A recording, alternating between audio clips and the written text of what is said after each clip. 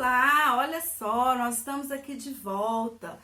Vamos retomar, nosso papo, vamos falar agora sobre a guarda em si. Quais são os tipos de guarda de menores? E a gente escolheu os mais comuns, então nós vamos comentar sobre esses tipos e as suas diferenças e algumas peculiaridades de cada um. Nós vamos começar a falar da guarda unilateral. Que tipo de guarda é esse? Essa guarda, ela é atribuída a um só dos genitores ou a alguém que o substitua, no caso aí uma avó, como a gente já falou.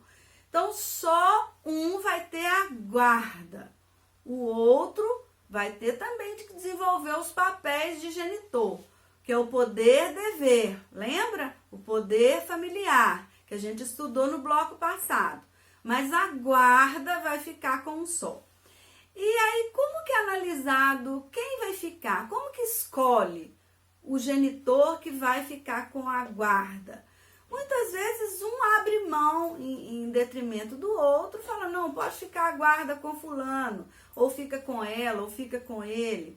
Mas quando os genitores não estão em sintonia, claro, o juiz e o Ministério Público vão olhar o melhor interesse da criança. Então, eles vão analisar aquele genitor que tem melhores condições de proteger aquela criança. Ah, mas melhores condições econômicas? Não é só isso, não. Isso também. Mas quem detém questões psicológicas, eles vão olhar, quem é mais equilibrado. Então, são vários setores, várias coisas que eles vão analisar para poder conceder essa guarda. Isso quando não há o acordo entre os genitores. Geralmente, essa guarda unilateral, ela fica com a mãe. É muito comum, é mais comum ficar com a mãe do que com o pai. Mas isso nem sempre é a melhor opção para a criança. Porque a gente tem aí uma cultura de que a mãe é que cuida melhor. Uma grande maioria sim, mas existem situações que os pais cuidam também muito bem cuidado, não é verdade? Então, nesse caso da guarda unilateral, ambos os genitores vão continuar com o poder-dever de cuidar, de proteger, de educar, de sustentar e de acompanhar e garantir o desenvolvimento daquela criança, daquele menor, dos filhos. Aí aquele genitor que não ficou com a guarda, que pode ser o pai ou pode ser a mãe, vai também ser atribuído a ele direitos. Direito de quê? De convivência. Muitos juízes, em muitas petições, muitos advogados colocam a questão de visitação. Eu, particularmente, prefiro usar o termo convivência. Por quê? Na minha opinião, eu entendo que visita é aquela pessoa que chega na sua casa e fica na sala. Ela não tem intimidade. Quando fala visita, a gente atribui isso à intimidade. Quem te visita não tem intimidade para ir entrando para sua casa fora. Uma visita quer usar o toalete, ela vai te pedir, você me dá licença de eu usar o toalete? Um filho não faz isso na casa do pai ou da mãe. Então, ele não é visita, no meu entendimento. Ele é um familiar, é um bem precioso, é uma pessoa amada daquela família, daquela casa. Então, ele vai ter ali convivência. E o pai que não tem a guarda, ele vai acompanhar o desenvolvimento daquele filho. Todos dois têm esse dever de acompanhar. É um poder-dever, como a gente estudou no bloco anterior. E aí, esse genitor que não tem a guarda, ele vai poder conviver e, inclusive, ele tem a obrigação de supervisionar os interesses da criança. Não é entregar a guarda para o outro e ficar tranquilo, não. Ele tem a obrigação de acompanhar, de estar presente em todos os momentos do filho, da vida do filho, né, na escola e em todos os momentos. E esse direito de convivência, ele vai ser regulamentado de acordo com a concordância dos dois, do pai e da mãe, dos genitores. Agora, se os dois também não tiver uma sintonia, não tiver uma harmonia, um equilíbrio para resolver isso, com certeza o Ministério Público e o juiz vão bater o martelo. Sempre eles vão levar em consideração o melhor interesse do menor. É sempre assim que eles decidem. No caso da guarda unilateral, a gente precisa, aquele genitor que não detém a guarda, ele precisa ficar atento, cuidado, acompanhar mesmo, porque os dois são essenciais no desenvolvimento da criança. Então, a convivência, ela é essencial e ela deve ser estipulada com cuidado. Para quê? Para que aquele genitor que não detém a guarda não fique muito tempo, um espaço muito grande de tempo sem ver o filho. Por quê? Porque a presença física dos dois vai trazer para aquela criança tranquilidade, segurança, conforto, vai se sentir amado, valorizado, pertencido àquele casal, né? Agora, nesse tipo de guarda, é muito comum acontecer um instituto que a gente chama no direito de alienação parental. O que é isso? É quando um dos genitores, que geralmente é aquele que detém a guarda, ele vai influenciar de forma negativa, ele vai estimular e minar, né, aquele afeto da criança com o outro genitor com quem ele não mora, não reside. E para que isso? Para minar mesmo, porque às vezes não está satisfeito com o rompimento, o casal não tem entendimento, aí ele vai. O objetivo é sempre que o menor repudie o outro, aquele genitor alienado. E esse genitor que tem essa ideia, né, ruim, essa ideia fraca de influenciar negativamente seu filho, ele vai desfrutar, aproveitar da oportunidade que ele tem de conviver diariamente com o filho e vai lá incentivando, influenciando o menor para que ele repudie, né, o outro genitor, que não pode vê-lo todos os dias. Então ele vai usar esse menor para ferir o outro. Olha para você ver como é que isso é triste. E aí, o genitor que não detém a guarda, ele tem que ficar ligado nessas atitudes, observar se está acontecendo isso, porque o foco é sempre uma relação familiar equilibrada, que busque o melhor interesse da criança. E essa criança que precisa da proteção e dos cuidados dos genitores, dos dois. E muitas vezes, hein, gente, esse menor, ele é usado, ele se torna vítima nas mãos dos genitores. Por quê? Porque os genitores são advindos aí de uniões doentias, né? Relacionamentos que saem os dois muitas vezes machucados, e aí não concorda com aquele rompimento, aí fica usando a criança para ferir, né, o outro. E isso não é legal. No direito, tudo é questão de prova. Então, aquele genitor que tem sentido, que está percebendo que aquele genitor que está com a criança está cometendo essa alienação parental, ele tem que buscar essa prova. Como? Tem várias situações que isso a gente pode trocar ideia num outro momento. Aqui é só uma pincelada mesmo. ok? Agora nós vamos falar de um outro tipo de guarda, que é a guarda alternada. Essa guarda, o nome já está dizendo, alterna as residências do menor. O menor vai morar um período com o pai, outro período com a mãe. Por exemplo, os genitores vão estabelecer aí esse tempo. Se vai ser uma semana, um mês, 6 meses, um ano, isso aí é uma combinação entre os pais. Geralmente é combinado isso e leva-se para fazer a homologação.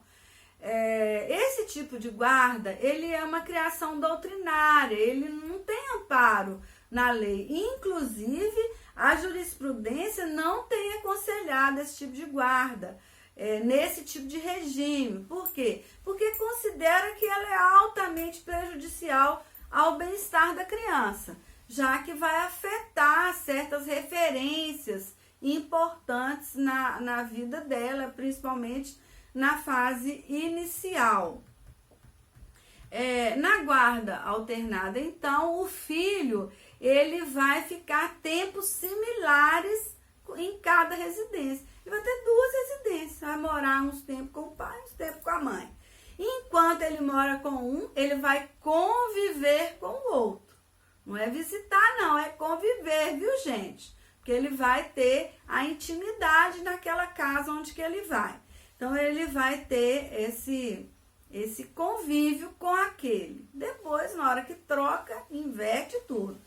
E o que acontece? Como ficam as responsabilidades nesse caso da guarda alternada? Cada um assume a sua. Ele mora comigo, o tempo que ele está morando comigo, eu vou cuidar dele. Quando ele mora com você, no tempo que estiver com você, você vai cuidar dele.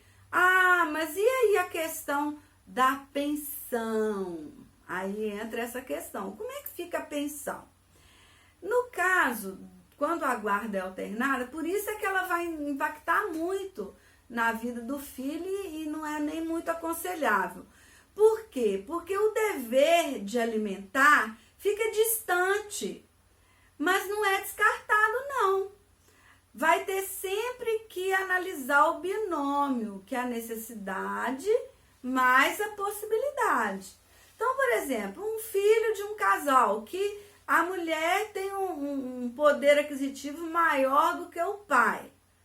Então, quando a criança estiver com ela vai sustentar, quando estiver com o pai vai sustentar. Mas e as coisas que o menino vai fazer? Por exemplo, ele vai estudar em qual escola? Ele vai fazer uma natação, ou um judô, ou alguma atividade, né, extra, fazer um curso de inglês, alguma.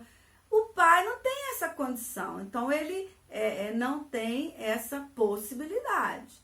Aí aquele que tem a possibilidade econômica, naturalmente que vai ter que ajudar aquele outro que não tem. Então ela é afastada de uma certa forma. Está mais distante, mas ela não está descartada, ok? Então, só para finalizar, esse tipo de guarda, a criança vai passar um tempo com o pai e um tempo com a mãe. Ela é muito confundida com a compartilhada, com a guarda compartilhada, mas ela é diferente, ok? A diferença entre elas é o quê? Que na alternada, alterna períodos, enquanto na compartilhada, nós vamos ver agora, ok? A próxima guarda que nós vamos estudar é a guarda compartilhada. Ela já tem algum tempo que a lei mudou e a guarda compartilhada ela passou a ser regra. Antes a regra era a unilateral. Só que assim, de alguns anos para cá, a lei mudou e passou a ser regra geral a guarda compartilhada, ficando a guarda unilateral como exceção. E na guarda compartilhada, o que acontece nesse tipo de guarda? Os genitores vão compartilhar a rotina do filho, o cotidiano, o dia a dia, de forma permanente. Então, eles precisam combinar tudo. Ah, eu levo para a escola, você busca. Ah, eu levo para o judô e você busca. Ou você leva para o judô e eu levo para a escola, você leva e busca para o judô e eu levo e busco na escola. Ou ele vai de especial. Como que vai ser conduzido essa rotina? Tem que ser uma coisa combinada entre os pais. Por isso é que tem que ter sintonia e equilíbrio. Na verdade, os pais vão tomar de forma conjunta decisões referente aos filhos. Qual que é o melhor para o nosso filho? É ele fazer natação ou é ele fazer o judô? Ah, não, ele tem problemas respiratórios, o ideal, a médica sugeriu natação. Como a gente não pode os dois, então vamos colocar o filho numa natação. Mais para frente a gente vê a possibilidade do judô. Então, são decisões em conjunto, né? Sempre prezando o bem-estar do menor. Então, a escolha da escola, ele vai estudar numa escola particular ou ele vai estudar numa UMEI, por exemplo, ou numa escola pública.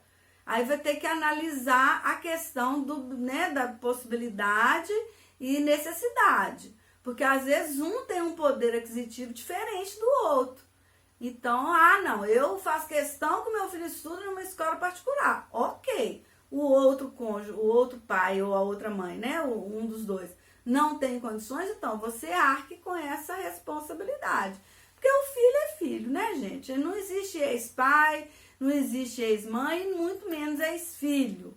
O que existe é só ex-companheiro, ex-namorado, ex-marido, ex-esposa. Isso existe, mas ex-filho não existe.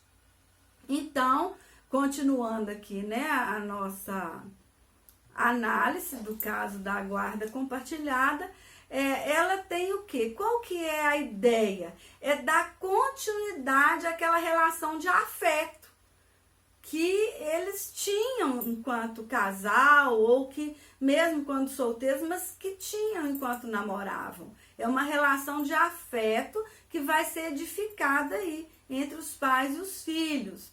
E vai evitar disputa, né? Porque as crianças não são troféu para um, para o outro, para ficar disputando. Aquilo é um bem, é um patrimônio emocional, um patrimônio de afeto que a gente tem.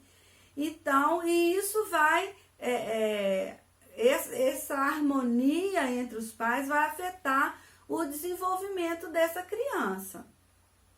E para atingir, né, esse objetivo, a participação dos pais nas decisões que vão envolver os filhos se torna aí completamente necessário que tenha uma convivência harmônica.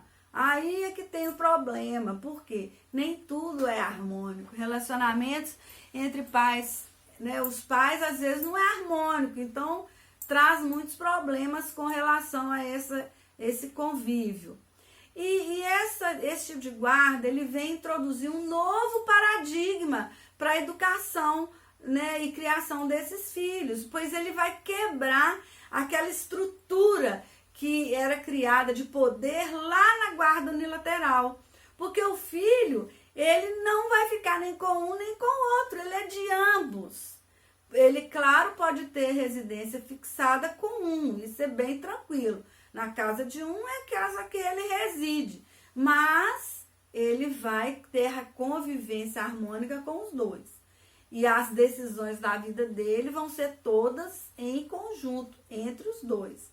Então, assim, não vai ter meu filho, seu filho, não. Agora é o nosso filho. O que nós vamos fazer em prol do nosso filho? Ele vai passar a ter, né, essa tranquilidade de que os pais, ele, apesar de separados, apesar de não conviverem mais juntos, eles se entendem no que tange a relação com o filho, né? Então, assim, é preciso, gente, que haja respeito, que haja harmonia entre os genitores. E essa deveria ser a melhor forma, né, de cuidar, a melhor forma de guarda, pois é nela que o menor tem a referência dos dois genitores. E isso vai impactar na formação do caráter daquela criança, daquele adolescente, que vai ser daqui para frente, no futuro, um indivíduo na sociedade. Então, os pais, eles precisam se preocupar com essa formação, eles são responsáveis pela formação do indivíduo. Então, lá na frente, esse menor hoje, essa criança, esse adolescente hoje, vai ser o adulto de amanhã. Então, ele precisa de ter uma base. Filho não gosta de ver pai e mãe brigando, não. Pai e mãe para filhos são ídolos. Então, você imagina ele ver dois ídolos brigando. Não vai ser bom para ele. Ele vai ficar sem saber até o que fazer. Ele não entende. Então, pessoal, é importante também dizer que em todo tipo de guarda não há alteração do poder familiar, que a gente estudou lá no primeiro bloco. Não há, o poder familiar é o mesmo em todo tipo de guarda. Tem o dever, né, de sustentar, de criar, de educar, de acompanhar, de vigiar, de olhar. Então, assim, o poder familiar não muda em nenhum tipo de guarda. Agora, como que tem agido o nosso judiciário em relação à guarda? Isso é importante. Desculpe. O que acontece, gente? Mesmo que a lei determine que a guarda compartilhada é a regra, muitos juízes têm optado em continuar lá na guarda unilateral. E como isso foi muito comum, isso chegou lá no CNJ, que é o Conselho Nacional de Justiça. E o CNJ, ele precisou intervir. Olha só, ele precisou de intervir. E aí ele expediu uma recomendação de número 26, ela é de 2016, no qual o CNJ, ele orienta que os juízes devem cumprir a lei, que é a regra. Então, eles devem cumprir a lei e conceder a guarda compartilhada, e não a unilateral, como eles vinham fazendo. Então, olha para você ver a delicadeza dessa situação. Mesmo existindo a lei que colocou como regra compartilhada, as nossas jurisprudências têm decidido de forma diferente, até incomodar lá o CNJ para mudar essa situação, não é verdade? Então, eu gostaria de deixar aqui para vocês algumas orientações enquanto mãe, enquanto profissional do direito, que vocês, pais e mães, vocês dividem, não é o tempo do filho de vocês dividem a vida dele. Então, vocês precisam ter noção de equilíbrio emocional, vocês precisam ter equilíbrio para poder compartilhar essa criação, para compartilhar essa educação dos filhos de vocês. Porque vocês são referência na vida desses menores. Isso é muita responsabilidade. Os pais precisam ter relação de amizade. O ideal seria isso, não é obrigatório, não. Você não é obrigado a ser amigo do seu ex, não, do pai do seu filho ou de sua filha, não. Mas tem que ter respeito, pelo menos o respeito. Afinal, quem é responsável pela formação daquele indivíduo? Os dois. Então, tem que haver respeito nessa relação. Então, e aceitar, não é pedir a guarda unilateral. Aceitar que o melhor para o seu filho é a guarda compartilhada, que é regra no Brasil. Então, a gente precisa aí a Lei 13.058 que fala isso, que trouxe isso como regra. Então, vamos respeitar a regra que é a guarda compartilhada. E entender também, pessoal, que a gente compartilhar não significa brigar, não. Tem que ter harmonia, tem que ter equilíbrio, respeito. E a gente tem que entender, enquanto pais, que a gente tem que buscar o interesse do menor, do nosso filho, porque ele precisa conviver com os dois. de forma harmoniosa. Então, vamos preocupar com a criança, vamos deixar as diferenças de lado e focar mesmo no bem-estar do nosso filho. Então, a gente precisa entender, enquanto pai e mãe, que relações doentias, que tem briga, desentendimento, picuinha um com o outro, vai afetar de forma irreversível a saúde física, mental e psicológica das crianças. Os filhos ficam loucos no meio dessas confusões. Então, a gente precisa entender que a gente não pode usar e nem abusar dos nossos filhos. E quando a gente tem essas relações conflituosas, de uma forma ou de outra, a gente vai acabar colocando esses filhos no meio e isso vai ser ruim para eles. Vão ter problema na escola, porque eles não têm nem ideia das coisas que passam na cabeça dos adultos, então eles ficam muito confusos, né? Aí, agora, a gente, né, vai precisar falar com vocês com relação ao convívio dos menores quando o genitor não paga pensão. Nossa, aí complicou, não é verdade?